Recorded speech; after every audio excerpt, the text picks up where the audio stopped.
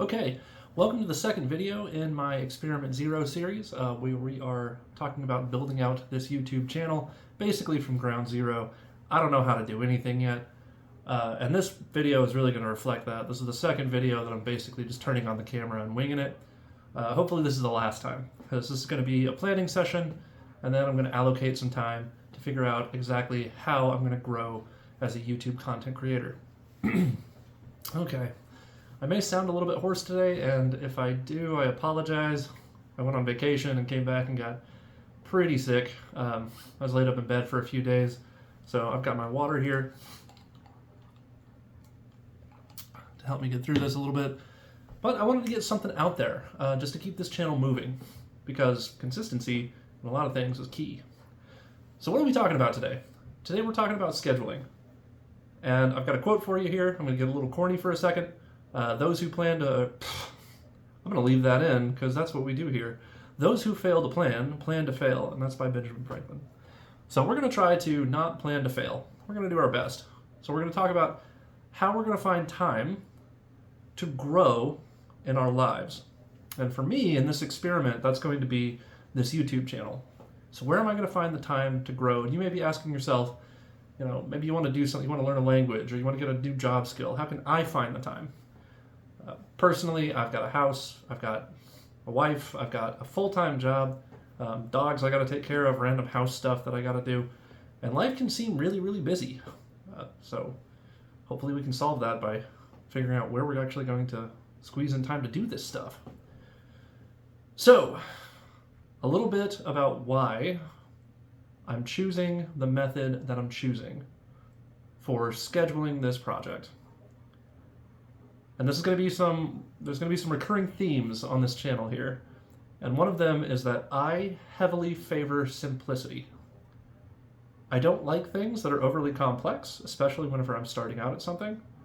I don't like fire hoses of information from teachers that are trying to teach me something. I like things to be very, very simple. And the reason for that is that the less that I have to keep track of, the better I'm going to do. All right, so that's point number one. Point number two, sometimes my schedule is not fixed, so that's going to add a constraint to my life, and I need to favor flexibility in whatever solution I pick. And the last one, and this is a saying that I just absolutely love, I don't even know where it came from, but resilience over brilliance. So if you are trying to learn something, you want to be as consistent as possible with it. Speaking from experience, I taught guitar for a really long time, and my students that would come in and say that they practiced, an hour on Tuesday and that was all they practiced, well, they didn't get good very quick.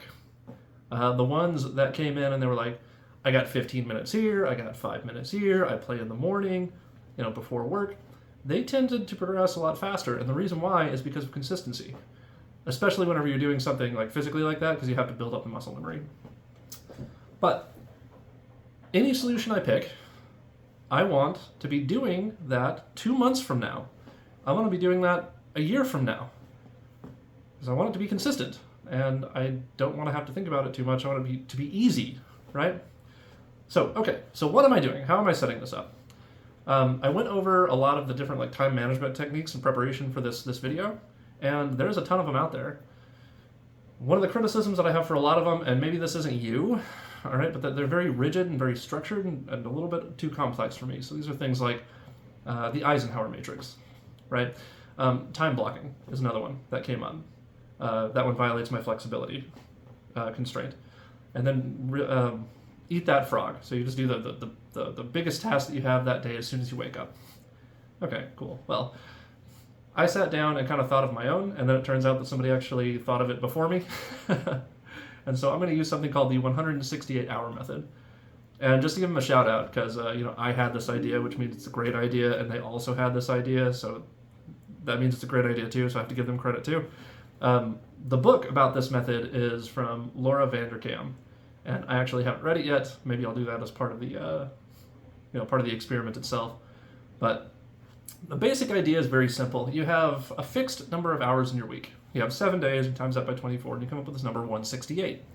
And that's how many hours you physically have in a week.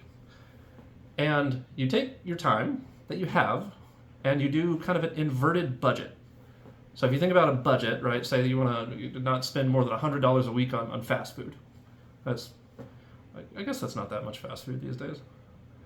But you don't want to go over $100, right? That's the goal. So $50 is good, $75 is good, but $120 is bad. You went over budget. In an inverted budget like this, you kind of want to not get under the numbers that you pick. So you want to learn a skill for 5 hours a week. You want to dedicate 5 hours, right? You don't want 4 hours. 6 hours is okay, but 5 hours or more is what you want. So this is kind of like an inverted budget. So the way that I kind of approach this, and like I said, I don't know if this lines up with Vanderkam's model, but I just took everything that I did in a week and I was really conservative about my allocations here and just added it up to see if it was 168 or under. So I have work, 40 hours a week. That's on average. I actually work a little more one week and a little less one week. I sleep. This is a very conservative number. A lot of people don't need as much sleep as me, but I do for some reasons. So 63 hours, which is about 9 hours a day. That gives me an hour to fall asleep and then 8 hours to get a full night's sleep. I like to go shoot, so I like pistols and rifles and stuff like that, so I go to the range every Saturday. That takes me about 2 hours if you include drive time. Exercise, so 6 hours. I try to make it to the gym 3 times a week. Each time I go, that's about 2 hours, including drive time and including the hot tub, because you can't miss that. My meal prep, it's my idea of a meal prep, but I make a big pot of soup on Sundays, and that takes me about 2 hours to get through that. Random house tasks, laundry, dishes, that sort of thing. I'm budgeting about 10 hours for that.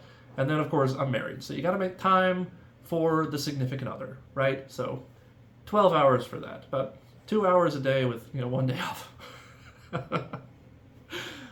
So, yeah, all of that comes out to 136 hours, and I hope I did my math right.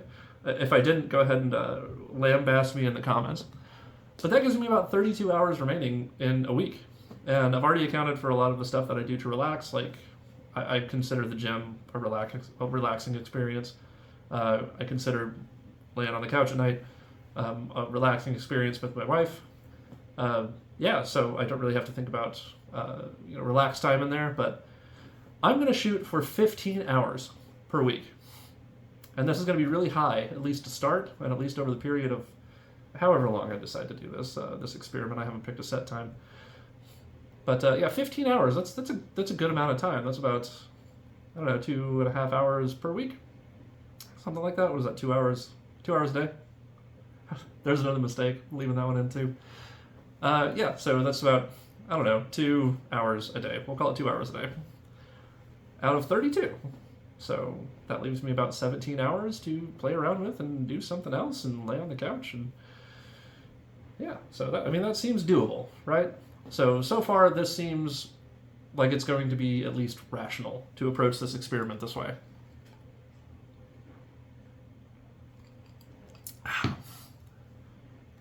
Okay, so not all of that 32 hours, and I understand this is going to be usable. Sometimes it's going to be like 30 minutes here, 15 minutes there, something like that.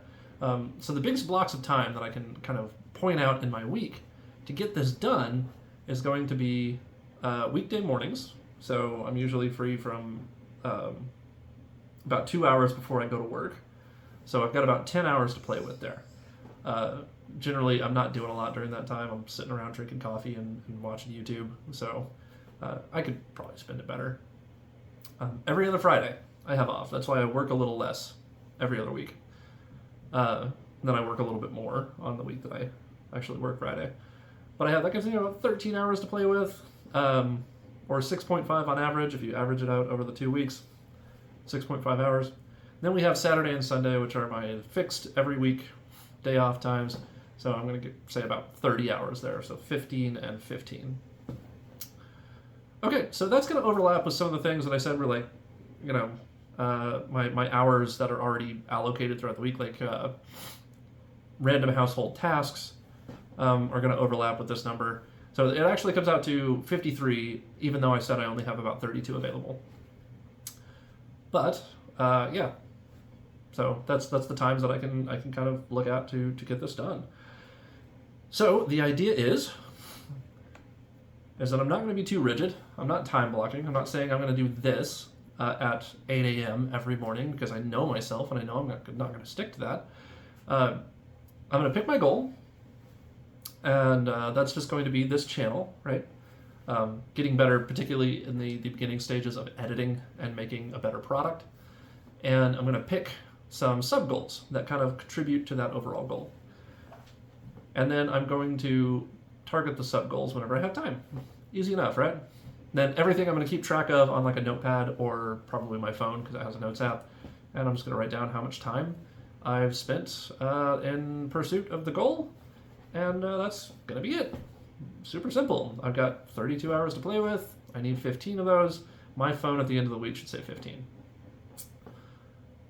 Yeah, that's really it. That's my whole big method. So that's where we're going to start. Like I said, this is a way, or this is a method that is likely to work for me and people who are like me, who don't like a lot of complexity and want to keep things as simple as possible and as flexible as possible. If that's not you and you have your own goal that you're looking for, looking to achieve, definitely check out some of the ones that I mentioned earlier, the Eisenhower Matrix or time blocking or Eat That Frog. And those are some really more structured time management approaches that work well for a lot of people. I just don't think they'll work for me. But that's pretty much it. So my next step after I close my laptop and turn off this video is to go and pick out my sub goals and figure out where we're going from here. But that's all I wanted to share with you today. If you're liking what I'm doing so far, definitely drop a comment. Let me know how I'm doing. If you'd like to see some things or you have some opinions on the approaches that I'm advocating for, definitely drop those down in the comments. Easiest way to support the channel is to give me a like. Just go ahead and click it down there. It's very easy. Helps me grow and gives me a lot of motivation to keep going. But other than that, thank you so much for joining me, and I'll see you in the experiment.